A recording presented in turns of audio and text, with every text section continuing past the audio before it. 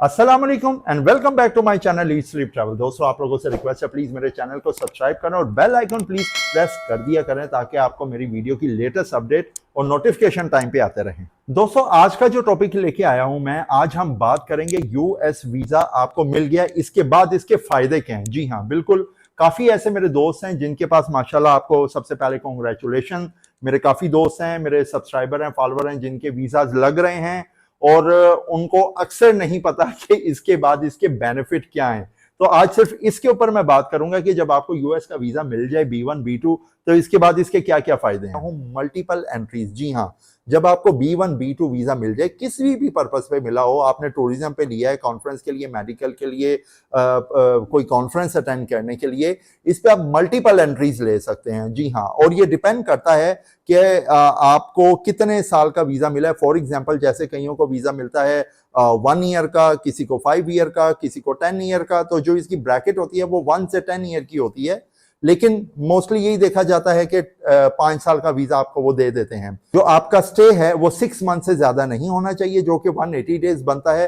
फिर आप उसके बाद चाहे दोबारा एंट्री ले लें, लेकिन डिपेंड करता है कि बॉर्डर पे आपको क्वेश्चनिंग करें, हो सकता है वो आपको अलाउ ना करे, वो एक डिफरेंट चीज है। लेकिन लॉ के मुताबिक इसमें आप मल्टीपल एंट्रीज ले सकते हैं 5 साल में, चाहे आप एक दफा चाहे 10 या 20 दफा जाएं, उनको इससे कोई इतराज नहीं। दोस्तों, दूसरा है फ्लेक्सिबल इन ट्रैवलिंग। आपको जब वंस आपको यूएस का वीजा मिल गया, आप उनके किसी भी स्टेट पे जा सकते हैं। जरूरी नहीं कि आपने वीजा जब लिया हो आपने बताया हो कि मैं न्यूयॉर्क में जाऊंगा या टेक्सास में जाऊंगा, ऐसा नहीं है। जब आपको वीजा मिल जाए, आप उसके बाद इंटरनल भी जहां मर्जी घूमें फिरें, LA जाएं, वाशिंगटन DC जाएं, किधर भी जाएं, आपको कोई ममानत नहीं है। आप इजीली और फ्रीली घूम सकते हैं यूएस के अंदर ही। दोस्तों, अगला पॉइंट मैं लेके आया हूं बिजनेस अपॉर्चुनिटीज। जब आपको ये वीजा मिल जाता है, फॉर एग्जांपल आपने B1 और B2 जो कि बिजनेस और टूरिज्म है, आपने टूरिज्म का लिया हो, लेकिन आपका कोई मूड बन जाता है बिजनेस का, या कोई ऐसी कॉन्फ्रेंस आ जाए, तो आप इसी वीजा के ऊपर वो भी अटेंड कर सकते हैं। उसके लिए आपको कोई अलग से वीजा या कोई अलग से उसके लिए कोई अप्रूवल कुछ भी नहीं चाहिए। आप इसी वीजे पे जाएं, आप कॉन्फ्रेंस अटेंड करें, या उसके अलावा आपका कोई माइंड बनता है कोई कार्ड चेंज का, वीजा स्टेटस चेंज करने का, तो आप इस पे जाके थोड़ी रिसर्च करके घूम फिर के उसको भी अवेल कर सकते हैं। अच्छा, जो मेन सबसे इंपॉर्टेंट पॉइंट जिसके लिए स्पेशल मैंने ये वीडियो आज बनाने का फैसला किया, इस वीजा के बाद आप और भी मल्टीपल कंट्रीज में ट्रैवल कर सकते हैं। जी हाँ, यूएस का वीजा आने का मतलब है कि आपके पासपोर्ट की जो वैल्यू है, स्ट्रेंथ है, वो बढ़ गई है। आप फॉर एग्जांपल, आपके पास यूएस का वीजा है, अब आपको मैं बताता हूं लाइन से स्टेप बाय स्टेप आप किन किन कंट्रीज में जा सकते हैं और कितने दिन का आपका स्टे बनता है। अगर हम नॉर्थ अमेरिका की बात करें तो सबसे पहले नंबर आता है मैक्सिको। जब आपके पास यूएस का वीजा आ गया तो आप मैक्सिको जा सकते हैं और आपको 180 डेज स्टे कर सकते हैं सिर्फ यूएस के वीजा पे। इसका मतलब कि अब आपको दूसरी कंट्रीज के खाली वीजा लेने की जरूरत नहीं, आप इसी की बेस पे ट्रैवल कर सकते हैं। अच्छा दोस्तों, अगर हम सेंट्रल अमेरिका की तरफ आ जाएं तो इसमें पे ब्लाइज और पनामा, ये 2 कंट्रीज हैं जिसमें आप जा सकते हैं। कई आपको 30 डेज की एंट्री देते हैं, पनामा आपको 90 डेज का एंट्री देते हैं, लेकिन उसके लिए ये होना चाहिए आपके पास एक एंट्री यूएस की पहले होनी चाहिए। ये मैं आपको बताता चलूं, ये जरूरी है। कई कंट्रीज में ऐसा नहीं है, जैसे आप टर्की, जॉर्जिया चले जाएं, लेकिन कई मुल्कों के लिए ये शर्त है कि आपने पहले यूएस का एक राउंड अप किया हो, फिर आपको ये एंट्री देते हैं। यूरोपियन कुछ कंट्रीज के मैं आपको नाम बताता हूं कि जब आपके पास B1 B2 वीजा, उनमें आप एंट्री कौन कौन से में ले सकते हैं। अल्बानिया, जॉर्जिया, मैकेडोनिया, सर्बिया, जी हाँ, ये कंट्रीज में आप जा सकते हैं, और जिसमें कई आपको 30 डेज की एंट्री देते हैं, कई 90 की देते हैं।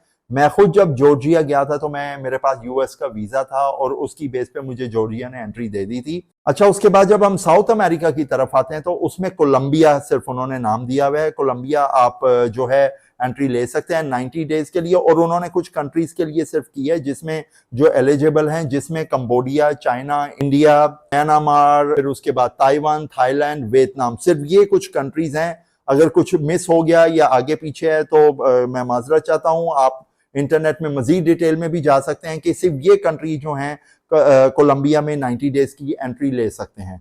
फिर अगर हम एशिया की तरफ आते हैं तो मलेशिया भी आपको 5 डेज का जो है ट्रांजिट वीजा अलाउ कर देता है, और जो कि उन्होंने मैंने रिसर्च की, मैंने स्टडी की, उसमें जो कंट्रीज थी जो एलिजिबल हैं उसके लिए बांग्लादेश, इंडिया, पाकिस्तान, श्रीलंका। अगर ये कंट्रीज के पास जो है यूएस का वीजा है तो आपको 5 डेज की ट्रांजिट वीजा ऑन एयरपोर्ट में ही आपको मिल जाएगा। आपको जो है स्पेशल उसका कोई वीजा अप्लाई करने की जरूरत नहीं है। नहीं तो आपको जो है ये कंट्री के लिए, स्पेशली मलेशिया हो गया, इनके लिए वीजा लेना पड़ता है। अच्छा, फिर उसके बाद एशिया में हम बात करते हैं सऊदी अरब की। सऊदी अरब भी आपको 90 डेज की एंट्री अलाउ करता है, लेकिन उसकी भी शर्त है कि आपने पहले यूएस का एक ट्रिप किया हो।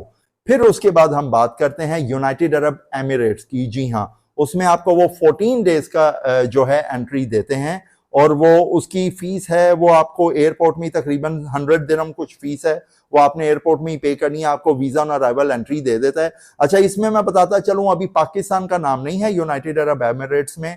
इंडिया तो काफी देर से इन्होंने इनका आपस में एमओ साइन हुआ था, तो इंडिया को ये अलाउ कर दिया था कि आपके पास अगर यूएस का वीजा है तो आप आए हमारी कंट्री में वीजा ऑन अराइवल दे दें। लेकिन पाकिस्तान का भी जल्द आ जाएगा, उसके ऊपर भी इंशाल्लाह एक मैं प्रॉपर डिटेल में वीडियो बनाऊंगा। और उसके बाद अगर हम अफ्रीका की बात करें, अफ्रीकन साइड की, तो इसमें जो इजिप्ट है वो भी आपको 30 डेज की वीजा ऑन अराइवल दे रहा है, और जिसकी $25 फीस है, आपने एयरपोर्ट में ही पे करनी है।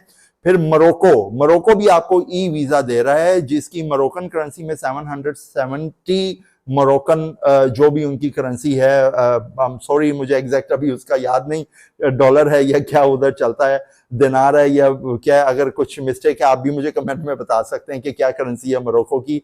तो ये कंट्रीज हैं जिनके मैंने नाम लिस्ट आउट किए। इसमें कुछ और भी ऐसी कंट्रीज अगर मैं मिस कर गया हूं जो मैंने स्टडी की, उस हिसाब से मैंने ये आपके लिए लिस्ट बनाई, जो कि आपको थोड़ा सा मैंने एक्सप्लेन करने की कोशिश की।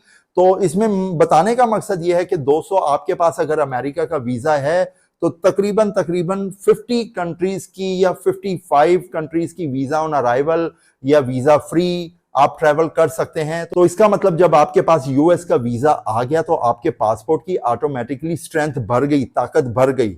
तो जैसे अब फॉर एग्जांपल मैं पाकिस्तान की बात करता हूं, अभी रिसेंटली पाकिस्तान का पासपोर्ट रैंकिंग में ऊपर आया है, तो 33 कंट्रीज अलाउ हो गई हैं। कुछ ये भी हैं जिनके मैंने नाम लिए, और उसके अलावा अगर ये कंट्रीज नहीं हैं तो आपके पास यूएस के वीजा की वजह से वो भी कंट्री आप अवेल कर सकते हैं। तो आप ऑटोमेटिकली 33 से आप अंदाजा लगा लें कि अगर ये भी कंट्रीज हम डाल लें तो आपकी रैंकिंग कहां पे चली गई, कितनी 40, 50, 60 कंट्रीज आपको ऑन अराइवल वीजा दे रही हैं। तो दोस्तों, जो मेन मकसद वीडियो बनाने का था, खाली वीजा लेना बात नहीं है, इसके वीजे के बाद और भी जो फायदा है, मेन सबसे बड़ा बेनिफिट ये है कि आपको दूसरी कंट्रीज भी आपको वीजा मिलना इजी हो जाता है। यूके, ऑस्ट्रेलिया, कनाडा और यूरोप में आप कहीं भी शेंगन वीजा लेना चाहते हैं तो आपकी एक वो वैल्यू बढ़ जाती है, आपको वीजा मिलना इजी हो जाता है।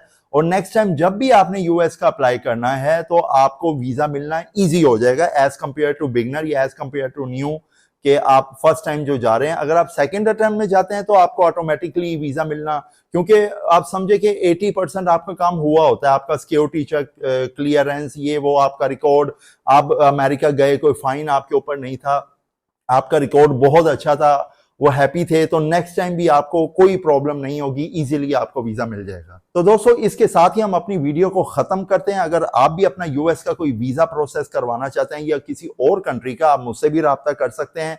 मैं जितनी होगी आपकी हेल्प करूंगा इंशाल्लाह। मैं अपना डिटेल नंबर साइट पे आपको स्क्रीन पे आ जाएगा। प्लीज मुझे इंस्टाग्राम और टिकटॉक पे भी फॉलो करें, उसमें मैं डेली अपडेट वीजाज के हवाले से करता रहता हूं। इंशाल्लाह हम दोबारा मिलेंगे दोस्तों एक नई वीडियो नए टॉपिक के साथ। तब तक के लिए मुझे इजाजत दीजिए। टेक केयर, अल्लाह हाफिज।